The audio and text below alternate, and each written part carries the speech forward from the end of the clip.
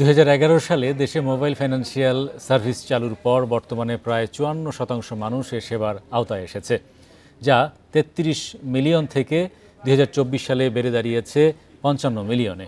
বৃহস্পতিবার ঢাকা চেম্বার সবার জন্য ডিজিটাল ব্যাংকিং আর্থিক অন্তর্ভুক্তিতে সেতুবন্ধন শীর্ষক আলোচনায় এসব কথা বলেন বক্তারা।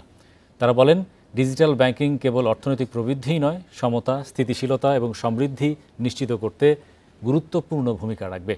নানা চ্যালেঞ্জের কথা তুলে ধরে বক্তারা আরও জানান, প্রযুক্তি ব্যবহারের দুর্বলতা, সেবার সীমাবদ্ধতা ও ভোক্তা সুরক্ষার অভাবে আর্থিক অন্তর্ভুক্তি সমানভাবে হচ্ছে না। বিশেষ করে গ্রামীণ নারী, অতি দরিদ্র ও উপকূলীয় জনগোষ্ঠী সবচেয়ে পিছিয়ে আছে বলে আলোচনায় উঠে আসে। এই ডিজিটাল ব্যাংকিংয়ের কথাই ধরেন, আপনি এই সিস্টেমে যখন কাজ করছেন, এর জন্য আপনি যদি অপশনসগুলো, ফিল্ডগুলো যদি এনাফ না রাখেন, তাহলে একটা পর্যায়ে কিন্তু টোটাল জিনিসটাকে কিন্তু আবার মাইগ্রেট করতে হবে। সো এই migration will be costly, time consuming and huge amount of risk will be involve. এই যে মার্চেন্ট যারা ছোট ছোট বিজনেস করেন, তাদের কোনো ফাইন্যান্সিয়াল ইনক্লুশন, তাদের কোনো স্মার্ট ডিজিটাল কিচ্ছু নাই। তারা ক্যাশ ইউজ করে কেন? ট্যাক্স ফাঁকি দেওয়ার জন্য। সত্যি কথা বলতেছি আর কি। তো এই জিনিসটা অ্যাড্রেস করতে হবে।